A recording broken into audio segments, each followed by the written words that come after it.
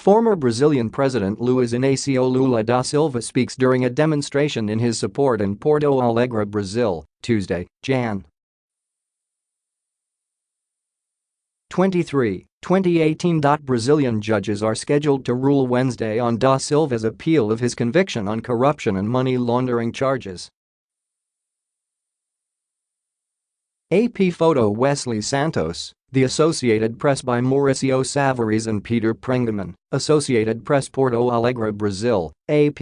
An appellate court judge on Wednesday voted to increase the jail time for a graft conviction against former President Luiz Inacio Lula da Silva, the first of 3 judges, to weigh in on a case that could impact the presidential elections and even stability in Latin America's largest nation.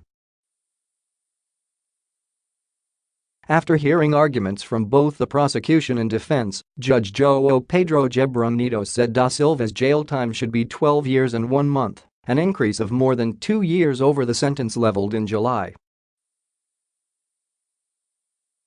"I consider the culpability in the case extremely high," said Gebran Neto. "This is about a former president and a corruption scheme that prevailed for years.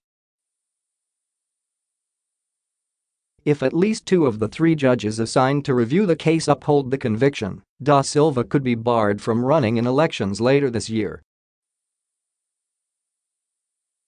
Despite myriad legal troubles, da Silva has been convicted in 1 case and is facing charges in 6 others, the 72-year-old leads preference polls for October's race.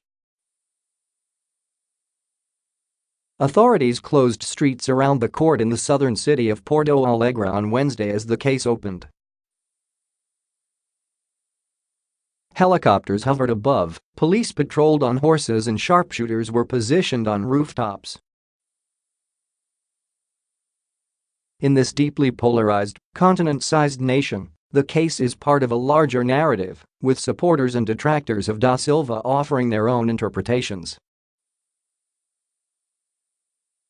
Da Silva and his supporters say it and the other corruption cases are an attempt to keep him from returning to office.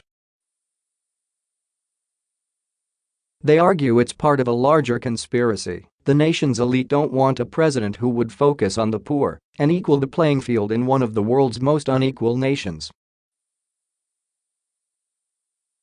Detractors note that da Silva and his left-leaning Workers' Party were running the country while a massive corruption scheme siphoned billions from state oil company Petrobras and helped Latin America's largest economy fall into its worst recession in decades. "I supported Lula long ago, but he became one of the crooks," said Diego Esteves, a university student in Porto Alegre. Over the last several years, the so-called car wash corruption probe has landed dozens of elite, from businessmen to politicians, in jail.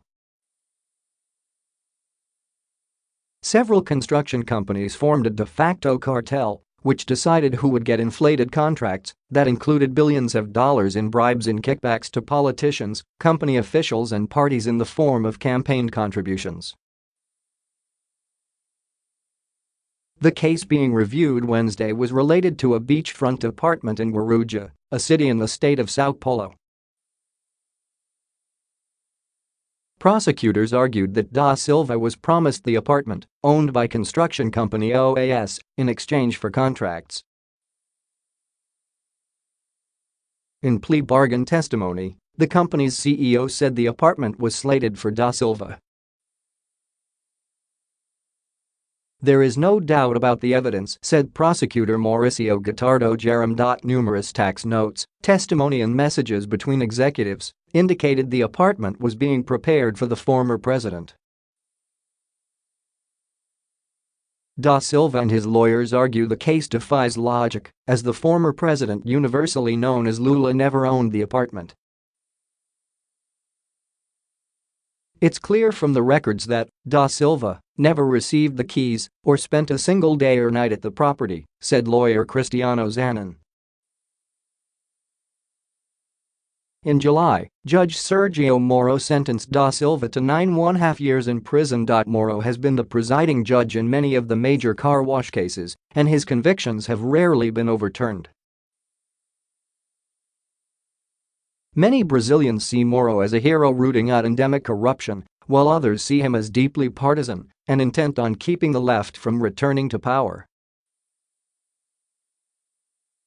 Speaking from his home city of São Bernardo do Campo, the former union leader who governed Brazil from 2003-2010 said he was absolutely certain that he did not commit a crime. Given that no crime was committed, the only decision these three judges can make is that Judge Moro made a mistake in his sentence, said Da Silva. On Wednesday, thousands of Da Silva supporters and a smaller number of detractors descended on Porto Alegre. By law, a criminal conviction that has been upheld on appeal makes a candidate ineligible to run for office. If Da Silva loses Wednesday, however, he can appeal the conviction to higher courts. Ultimately, the country's Supreme Electoral Tribunal makes decisions about candidacies. This is not a simple trial. This is us against them, said school teacher Claudio Thomas, who likened the atmosphere to a soccer competition. Even if Lula loses this match, and our judiciary seems rigged enough for me to believe he will lose, the championship does not end here. Follow Mauricio Savarese, twitter.com/Savarese. Follow Peter Prengaman, Twitter